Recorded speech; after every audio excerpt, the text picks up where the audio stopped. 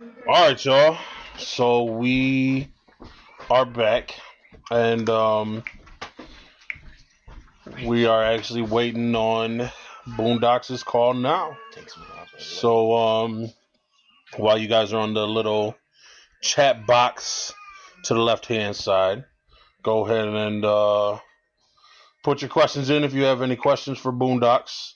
Go ahead and put those into the chat box.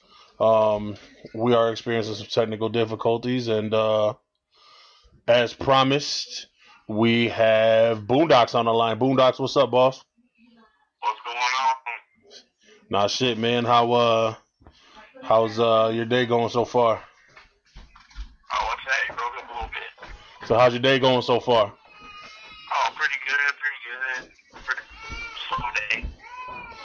Oh yeah, definitely. Picking up some new shit from Guitar Center to record.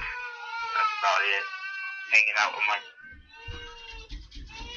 All right, that's what's up. So yeah, thanks for calling in, man. We definitely appreciate it. Thank you for giving us the time for the interview today. It's definitely appreciated. Oh, no. Did you let me call in? Not a problem. So let me open up my little thing here, man. We got some things going on. So basically what we want to do is we want to get right into it, man. We see that you're still staying busy since since you left Psychopathic. Has it been continual? Has it been, are you definitely keeping things going, or? Oh, yeah. I've been keeping busy. Came up to Milwaukee. And that's pretty much what I've been working on for the past, 3 weeks. So I've been keeping pretty busy. Booking a tour, a couple pretty big things coming up. So yeah, I've been definitely keeping busy, definitely keeping things going. Yeah, we've been putting it out there, man, with Splatterfest going on April 6th. How you feeling about that? That's gonna be very interesting. I mean, I don't think it's ever been done before. A paintball thing with a concert, but yeah, I'm looking forward to it. It should be fun. I'm pretty much figured I'm gonna be a marksman out there. Everybody's gonna want to shoot Boondox, but it's all good. Come shoot me. I don't mind. Yeah, I was actually thinking the same thing, man. I've never paintballed before either, so that's what I was telling my business partners that I'm kind of afraid to go out there, man, because I'll be like a human target out there. So I guess it'll be one of them things, man, where I'm a big ass dude, man, 6'4", 400 pounds. So I guess I'll just stand in front of you the whole time. You know what I'm saying? They'll shoot me in the bags. Yeah, it should be fun. I never paintball before either. I mean, I shoot real guns, and I've done airsoft for paintball, but I'm looking forward to it. It should be a good time. Yeah, definitely, man. So all right. So one of the biggest questions that we've had, man. I mean, are you still cool? I mean, since leaving Psychopathic, are you still cool with all them cats from over there? I mean, I'm not gonna say that I'm cool. I'm not gonna say that I'm not cool. I don't know what my status. I don't know what my status is with Psychopath. Since I pretty much left, I haven't had any contact with anybody there.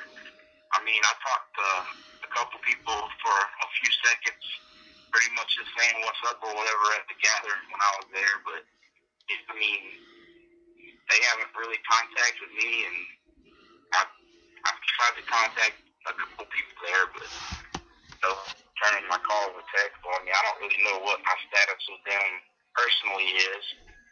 So yeah, I don't know. It's still pretty much up in the air as far as where I stand with them. okay, so I've noticed that recently there's a lot of new Boondox merchandise that's getting sold on Hatchet Gear, man. What are your thoughts on that?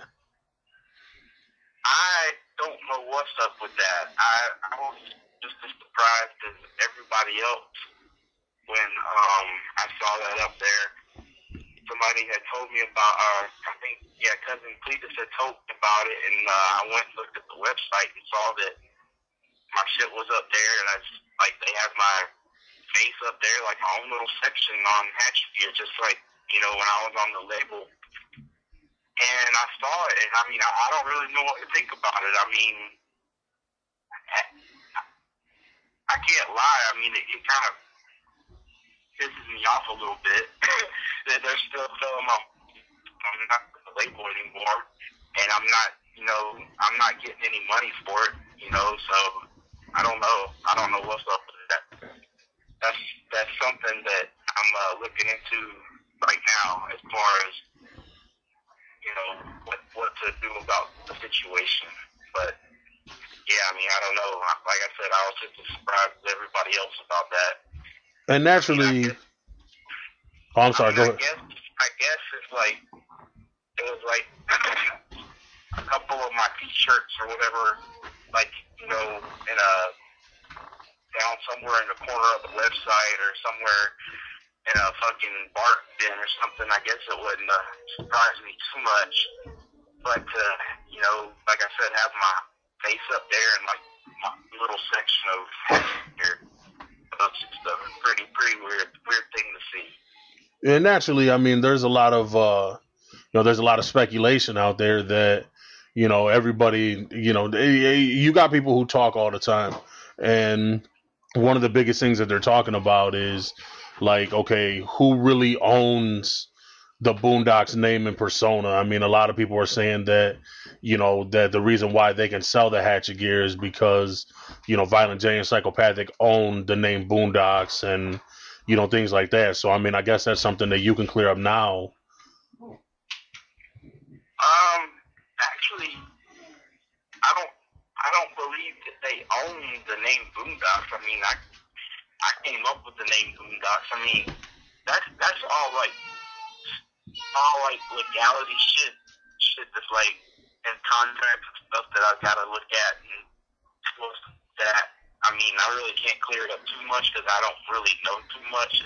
It's just something that after I left, I really didn't concentrate too much on because I didn't even know that there would like be an issue like this of them continuing to sell my shit. Because pretty much after somebody leaves, I mean, they pretty much stop selling their stuff. I've seen them back there behind the office with those things that grind up trees, throwing CDs and shit in there. So I figured that they would just do the same with mine. So I don't know, but yeah, that's all stuff to do with legalities and contracts and stuff, and something that I'm looking into now to see, how exactly it all works. Like how if they do actually own the name and whatever, the likeness or whatever. So yeah, I mean, that's stuff's pretty much still up in the air, but it's something that I am looking into right now. Ever since I thought they were still selling my stuff. I mean, I don't really want to get into it too much, like I said, because it is, legal contract stuff, and I don't know, what kind of actions or whatever I'm going to pursue, if I want to just, talk to them and figure something out or what. But okay, so, I mean, without getting into it, too much, I mean, we'll go ahead and, we'll leave that alone. But, one of the questions I have after seeing it is I know that, with, Big Money Rustlers, you were in the movie Big Money Rustlers, and I see that, it's all over, Netflix, and I see that it's all over Showtime and everything like that, which naturally is going to make you feel good knowing that, you're in a movie that they're playing on Showtime and that they're playing on Netflix. But, I mean, are you receiving royalties from that? Are you receiving anything from, from that movie, from the Netflix plays and from the Showtime plays? No, I've never received a penny from anything to do with Big Money Rustlers. Okay. So yeah, that was one of the biggest questions that was on my mind, man. Because like I said, I see it everywhere. So that's one of the ones that I was thinking of. It was a dream in the movie, and I mean, I wouldn't have traded that experience for anything. But yeah, as far as like any royalties or money or compensation or whatever, I've never received a single penny for anything to do with that movie. Okay. Now, I mean, I know that you're not blind to everything that's going on with both Psychopathic and Subnoise. I mean, Psychopathic and Subnoise, it seems like, in a lot of ways, it almost seems like they're crumbling, from the inside. So first and foremost, we'll start with Subnoise, with the whole thing, between Cottonmouth Kings and things like that. I mean, what are your thoughts on that whole thing? I mean, know what's going on. I haven't really paid too much attention to like the ins and out of it. I know, what's going on as far as like the stuff I've read, but I don't know. I mean, there's always two sides to every story.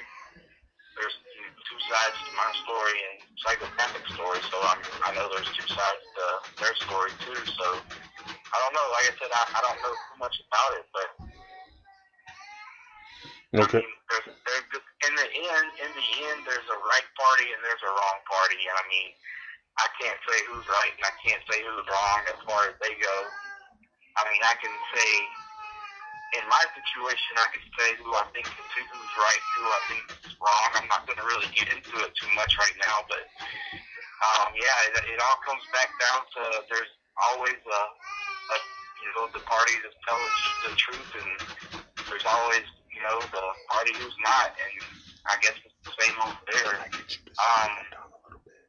I'm trying to kind of believe perfect with all this stuff. That's why I'm hard trying to say stuff. But yeah, I mean, as far as like those companies that come from the side, I don't ever really see Psychopathic Records ever crumbling. I mean, ICP are legends.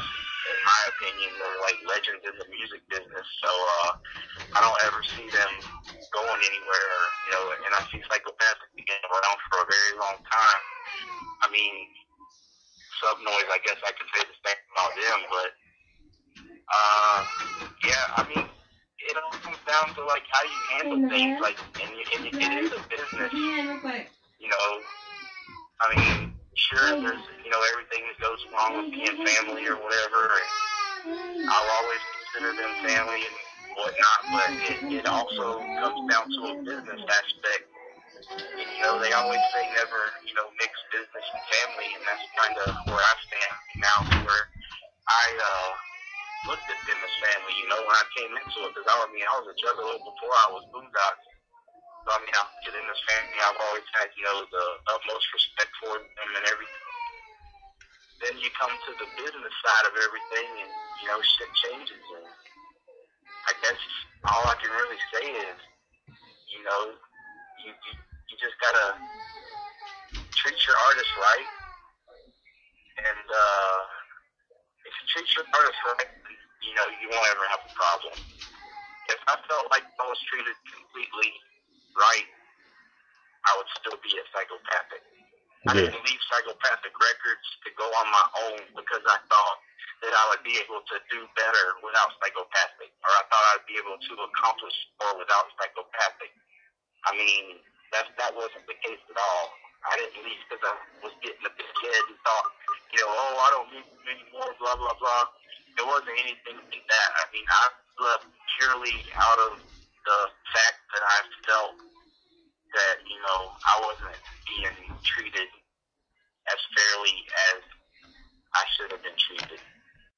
I mean, I'm not into anything like details or whatever, but there was a lot of things that happened that happened to me personally, and that happened to other artists on the label that, we all sit down and, they tell me stories about shit that happened to them. I'm not going to name any names specifically, but yeah, yeah, it was, you know, same old story. Some of the shit that happened to me happened to them too.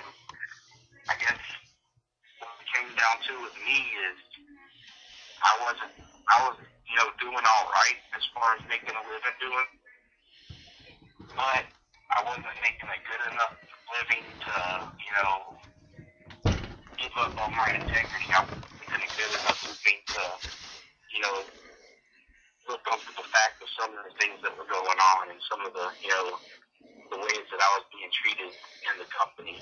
So yeah, back to your original question, I mean, if you treat your artist good, you know, then you're not going to have any problems. I mean, that's all pretty much I can say about that. If the artists are happy, and if your artists are doing what they're supposed to do, and they're making money for you as a label, as a company, and you treat them right, then you're not going to have any issues. Definitely. So I guess that kind of goes right into the next question, which is, I mean, you pretty much answered it for the most part, but, you know, all in all, what do you think your thoughts on Twisted leaving Psychopathic? What do you think? I mean, what are your honest thoughts on that? I don't know. I mean, to me, Twisted are just as much of legends as DP. I mean, I've been a big fan of Twisted forever, just as long as I've been a fan of ICP. And outside of being, you know, Mad Rock for me, Paul and Jamie are just, you know, two really cool conversations with them, and they talk details again, of course, but I don't know. I mean, as much as they did for Psychopathic Records, and you know, as much as they did for Psychopathic Records, it's hard for me not to fucking, you know, try to be politically correct about this, but you know what, man? You honestly, you say whatever the fuck you want to say. What? I said, honestly, you can say whatever the fuck you want to say. This is our show, man. This is what we do. You know what I'm saying? So, I mean, I'm just not trying to throw anybody under the bus, because, I mean, that's not my type of deal, but I just think Twisted, if Twisted were happy, they would still be at Psychopathic Records. Psychopathic Records for any other reason. If they were happy, they'd still be there. You know what I'm saying? Yep. I don't think they left just like I didn't leave. I didn't leave because I thought I was better than everybody else, or I thought I could go out and do more on my own. I left because I was unhappy with the situation. And I mean, I don't know if that's true for them, but you know, from just looking at it, I feel that that's probably pretty much the same reason they left, because they weren't happy. Because I mean, they're two good dudes, and you know, they're not endless. They're not out to screw anybody or out to fucking, you know, get one over on anybody. So them leaving, the type of people they, I just have to say, yeah, if they were happy, they'd still be there. Obviously, they weren't happy because they're not there anymore. Okay. And with that, I mean, I guess we'll kind of shy away from that situation, man, without, you know, going into, you know, all that stuff. But, Well, I mean, I want to say something. I want to clear something up. I don't have any, like, what's the word I'm looking for? Any, like, bad intentions or bad blood or bad thoughts for Psychopathic Records, for ICP or anybody there. I don't, like, hate anybody there or not like anybody there. I mean, I respect them all as artists, and I respect them all as people, and all that.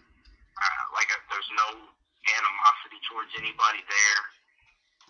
The only issue I had was the business part. I mean, as far as, you know, hanging out and being friends, everybody was cool. As far as, like, you know, being on the road with people and touring with everybody and, you know, all that stuff, it was cool. It's just when it came down to some of the business, I just didn't agree with a lot of the ways they did business. And, you know, that was pretty much the main reason I left. Of course, you know, it was, you know, to be closer to my family and everything. But, I mean, I could have, you know, probably worked around that. The whole family thing, if I was completely happy and psychopathic with everything, I probably could have worked around, you know, moving my family or whatever. But, yeah, I just wasn't happy there. But I just wanted to clear up that I don't have any animosity at all towards Psychopathic Records or anybody there. It's just some of the business practices that they practice, you know, didn't agree with me, I guess, on a moral standpoint. I don't really know how to put it, but yeah, so I just wanted to say that. But I mean, I do appreciate Psychopathic did for me. I mean, I wouldn't really, probably wouldn't be without them. So, I mean, yeah, and I could never begin to repay, you know, Joe Bruce for what he did for me, for putting me on or whatever. So, I mean, I'll always have love for him. I always have love for everybody there. I just don't have any love for some of the ways they did business. That's it. Cool, man. Cool. You know, and that's, you know, definitely the only thing anybody could really ask for. You know what I'm saying? And, you know, to know that, you know, you don't have any animosity, and, you know, I mean, as far as, you know, anything that they've expressed, they haven't expressed any animosity towards you. So, I mean, you know, that's definitely cool that everybody could break on good terms. You know what I'm saying? Yeah, I mean, it just comes down to being a disagreement on the way things are done, you know? And that's just all it is. I mean, it's not like I'm a bad dude and they don't like me because I'm a bad dude, or they're bad dudes and I don't like them because they're bad dudes, or anything like that. It's just a difference of opinion, I guess you could say, and how things are done. That's pretty much all it boils down to. Okay, that's what's up. That's what's up. So, we want to kind of lighten up things right now. You know, kind of get in the mind of Boondox a little bit. So, if somebody was to go through your iPod right now, who do you got on repeat right now? Who's on your playlist right now? Oh, right now, actually, it's pretty boring. Actually, my fucking playlist right now consists of a lot of podcasts. I mean, I've been listening to a lot of podcasts and beats. I've been listening, because I'm doing the new record, I've been listening to a lot of beats. So I got just a shit ton of beats from different producers and stuff that I've listened to. And as far as like artists and stuff, music I've been listening to lately, I mean, it's pretty much the same stuff I was listening to 4 or 5 years ago. I mean, of course, a lot of the people that I listen to have gotten bigger recognition now, but like back in the day when I was peeping them out and stuff like Ritz and Yellow Wolf and people like that, I mean, I guess people had heard of them, but they weren't as big as they are now. But yeah, I'm still pretty much listening to the same shit. Ritz, Yellow Wolf, a little Machine Gun Kelly, not so much anymore, but yeah. Who else have I been listening to a lot lately? Oh shit, I can't even think. I have to probably have to look at my phone, but yeah. Did we hear something about wanting to do a Manson collab?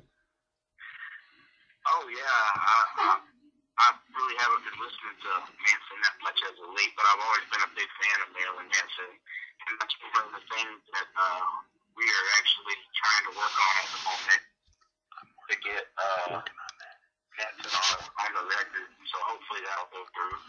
There's a couple other big names that we're trying to work on as well. I can't really say who yet, but if you know, it all goes down and all goes through, it'll be amazing to have this person on the record. You don't really see this person on anybody's record, and if I'm able to get him on my record, it'll be like a real honor, and like it'll be crazy. Okay, so you mentioned the new album. Is this going to be a Boondox album or the Turncoat Dirty album that you were talking about? It's gonna be a Boondox album. The Turncoat Dirty album that I originally, had already talked about pre-orders and all that stuff. It's still gonna happen, but I started making it, and it just wasn't coming together as quickly as I thought it would. It wasn't coming together as good as I thought it was. I mean, I got a bunch of stuff recorded for it, and I mean, it sounded good, but it just wasn't like there for me. I mean, and I kind of got irritated with everything. A couple of like personal things that were going during the process of making it and actually making it. Just took a break from it, but I still had inspiration. I was still inspired to create, and I pretty much was like, well, fuck it, I'll start working on a Boondox record. And so I started working on Boondox stuff, and everything started coming to me, and everything started working out, and it all came together, and everything was real smooth, and and everything's going really well as far as recording that record. So it's going to be a Boondox record, and it's going to be a full-length record. I'm going to try to do at least 15 songs, maybe 18 songs, and Okay, so have we got an exact release date yet? Have we figured out a name for it yet? I do have a name for it. There's not a release date yet. I was going to try and release it sooner than later, but I figured since everything was going good, the way I was recording and the methods I was using and the people I was using, I figured I'm not going to rush it. So, I mean, whenever I get to like maybe halfway point or, 3/4 of the way through with the record, then I'll probably announce a release date, but at the moment I don't have one. I mean, I can estimate probably mid to end of summer it might come out. I mean, don't quote me on that, but I mean, that's kind of what we're shooting for. But yeah, until I'm at least halfway done with the record, then I'm not going to release, any release dates or not. But I do have a name for the record, and so yeah, I guess y'all want to know the name. If that's something you want to disclose with us. Oh, definitely. I've always been a big fan of Robert Johnson, the blues player, singer. Yep. And I was always intrigued by his story. I mean, I guess I don't know. I mean, nobody really knows exactly what happened or if it happened or if it is a story, but I've always been intrigued with the story of him going to the blues and handing his guitar over to the devil. And I guess this story goes, the devil tuned the guitar and then played a couple songs on it and gave it back to Robert Johnson, and then he became the most legendary blues man of all time. So, I mean, essentially selling his soul to the devil to, become the most legendary blues player of all time. I've always been intrigued with that, and I've always been a fan of Robert Johnson. And same story, I've always been into Faust, and Faust had a similar story as Robert Johnson, selling his soul to the devil for worldly goods and pleasures, and I've always just been interested in that. So I figured I would take that and put it into this record. So the name of I put both of them together. So the name of this record is going to be Crossroads, the Faustian Pact. And Faustian, it's really the Faustian bargain, and that's pretty much the story of Faust selling his soul to the devil for worldly goods or whatever. And then the Crossroads, that gets back to the Robert Johnson thing. But yeah, the new record's Crossroads, the Faustian Pact. And that's the name of it. And as far as, it doesn't really have it does have a theme because of what I was talking about earlier, but As far as content and stuff about the record, it's gonna be dark, but it's gonna be mostly dark overtone. Touching on various subjects, like the Robert Johnson and the Faust thing, and the deal they made with the devil. I'm gonna get a little bit into like Illuminati, Freemasonry, stuff like that.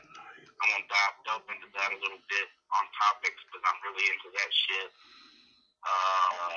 Then let's see, you got all your normal stuff, drugs, sex, drinking,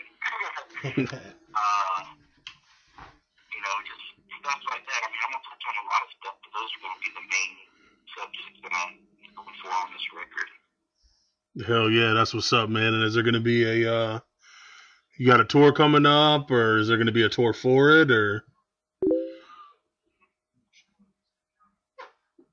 At the end of March, I think we got a couple dates, and then we're gonna try to go into April and maybe May with some tour dates.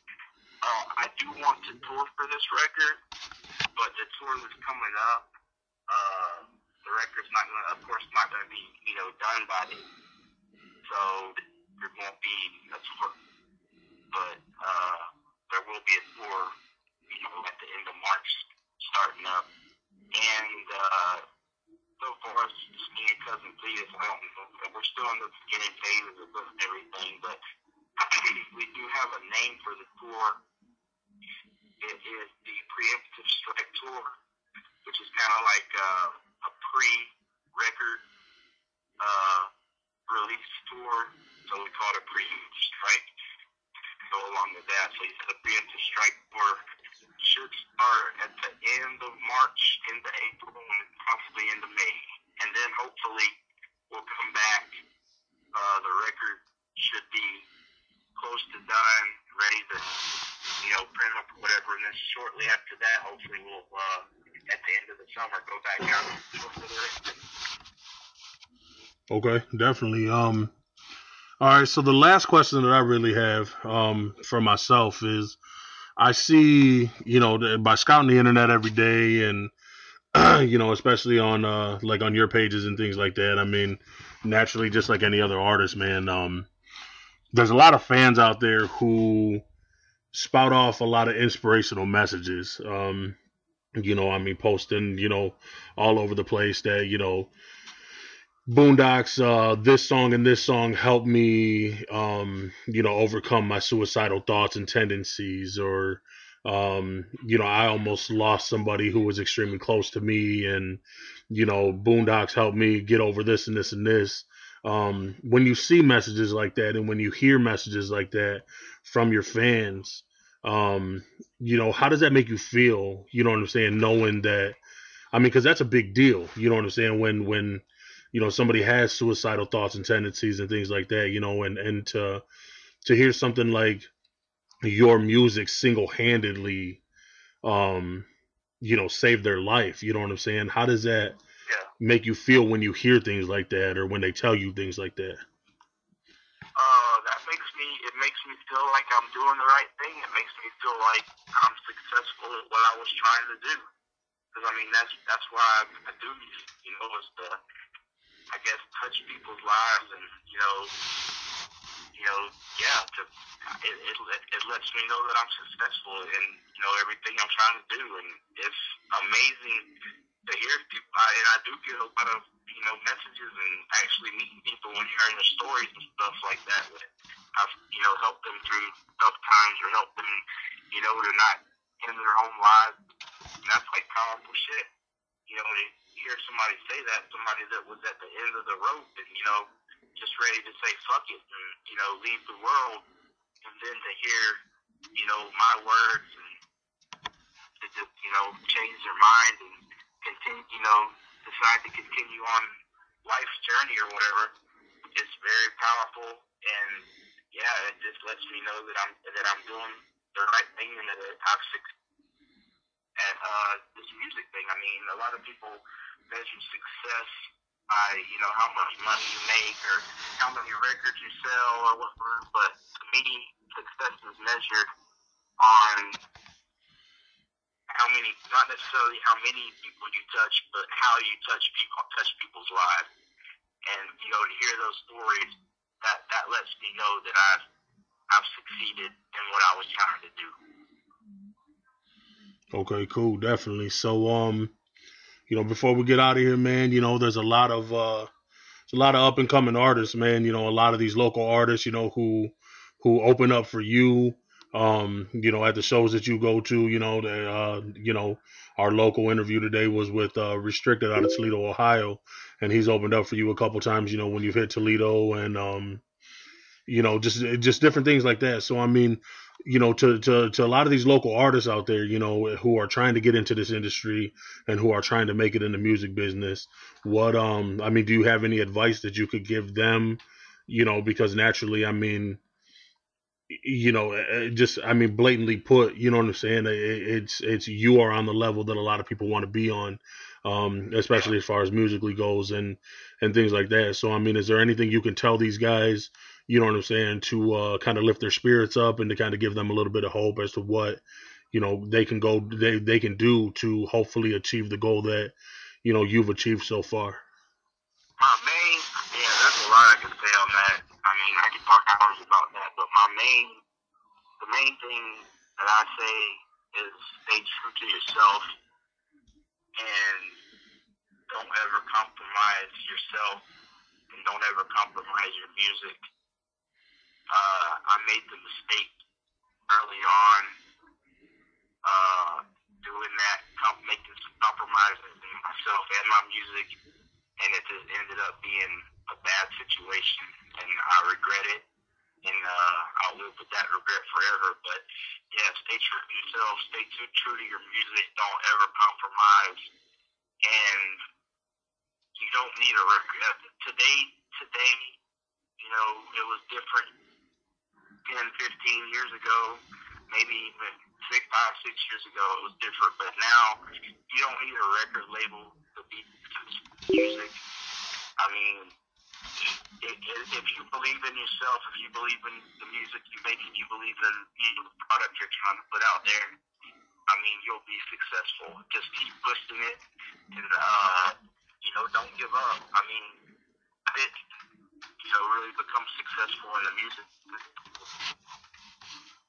I was not old, but definitely wasn't a teenager, when I became successful. And I just kept on pushing and kept on pushing. I've been doing music since I was 14 years old.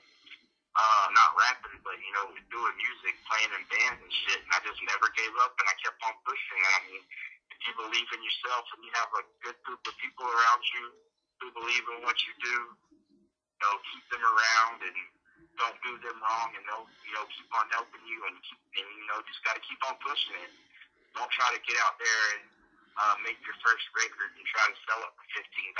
Shit. You got to invest money to make money, so, print you up a couple CDs and go out there and get that shit away. The more you have in circulation, the more music you have in circulation out there, the more people are going to hear it. So that's another big thing, too, is just printing up a bunch of shit and taking that hit on the money and just giving it away for free, because then, you get it out there in circulation and people hear it.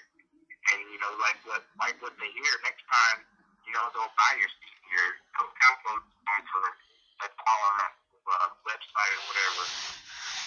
That's pretty much, like I said, I could talk for hours on that, but that's pretty much, I need advice to anybody up and coming. Just believe in yourself, don't compromise yourself. Because you believe in yourself, push just as hard. All right, cool, man. I want to thank you for your time, man. And is there anybody that you want to, anything you want to say before you get out of here? Anybody you want to shout out, anything like that? Give a shout out to my brother from another mother, cousin Cletus, all my family. I got to give a special shout. I've been playing this game called Marvel War of Heroes on the iPhone. It is really fucking dope. I'm all kind of shit like that, but I got to give a shout out to my clan on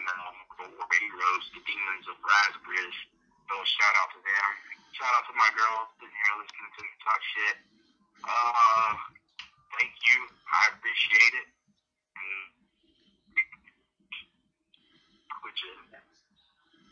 That's what's up, man. We want to thank you for calling in, man, and we'll definitely be staying in touch and definitely be staying focused on everything that you got going on, man. So I want to thank you from from the bottom of my heart, man. Thanks for giving me this interview.